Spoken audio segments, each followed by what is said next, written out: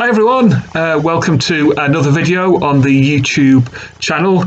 A bit of a change of scene today. I fancied looking at some different rooms for a while rather than the ones at the vicarage. So I've just popped over to St Elizabeth's and I'm in the vestry at the moment. You can probably see that behind me there. And it's quite nice as well. As I was coming over, there were some of our Stars and Rockets, our youth groups. They were playing on bikes round and about, just on the car park, not on the grass. So, but they were safe and it was fine.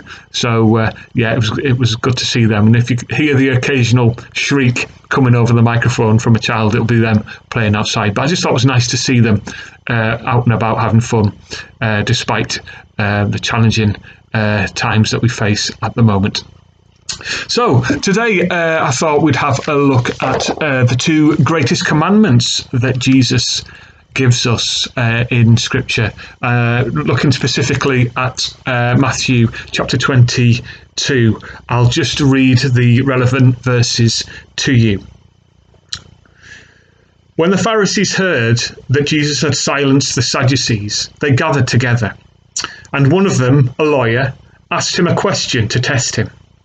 "Teacher, which commandment in the law is the greatest?" He said to him, "You shall love the Lord your God with all your heart, and with all your soul, and with all your mind. This is the greatest and first commandment. And a second is like it.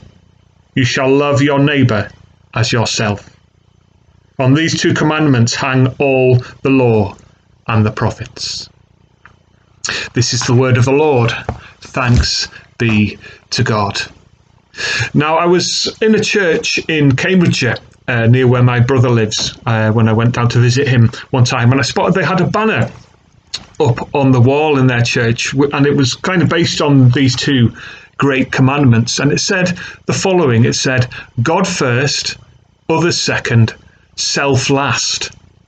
Now, to me, it just didn't seem to quite reflect what the two commandments tell us to do. No, because particularly that second commandment where it says, "Love your neighbour as yourself." You know, to say that you put yourself last, to me, it's like you put yourself on the line no matter what the circumstances may be.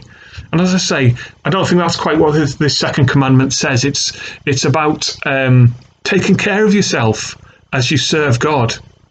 Now, if you think of the disciples in Acts and some of the things that they did, it may seem pretty reckless. Were they taking care of themselves? You know, those times when they were thrown in prison and then they were out the next day proclaiming the good news exactly where they were the day before. Yeah, it seems pretty reckless, doesn't it? But they were doing the will of God. And at the end of the day, that's what keeps us safe. That's what keeps us in the best place possible as we serve God, trusting in Him, trusting in what He guides and calls us to do. And of course, in these trying times as Christians, we need to think, don't we? We need to think about how we can serve people at these difficult times. And that involves a lot of prayer and a lot of listening to God. So certainly, I mean, I'm sure you don't need me to tell you, but certainly over the next few days and weeks, and as I keep saying, hopefully not too long, it's imperative that, of course, that we stay close to God, that we use the time that we have and can to use the time that we have to draw close to God by looking at the Bible and just spending time with Him in prayer. So staying safe, keeping ourselves, loving ourselves as we love our neighbour, is to stay close to God in what we do, but He will guide us. Because obviously we want to serve God in this situation, but it's serving God in a way that keeps us safe as well. Okay, as I say, I hope you're safe and well today. I'm going to sign off for now. Tomorrow I'll be posting up a video of me presiding over the Eucharist, so I hope you can get a chance to have a look at that. So I'll speak through the service and you can join in as things go. What I'll do is I'll take the bread and the wine on behalf of the congregation. But by all means, wherever you're watching, do have a bit of bread and wine or some other grape-based drink with you. Do partake in that along with me when I take the bread and the wine in the video. That, you know, if you feel that's something that you'd like to do, then I do encourage you to do that. All right, so I'll post that Eucharist video early as I can tomorrow morning, hopefully about 9 o'clock, just so it's up nice and early for you to look at and join in with. And I'm going to be in the church again on our behalf at 10 a.m.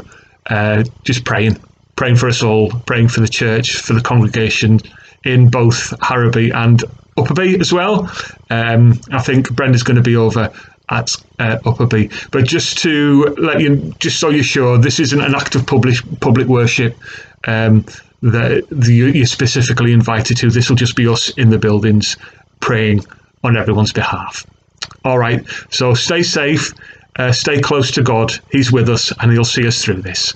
God bless you, and I hope to see you soon. Bye.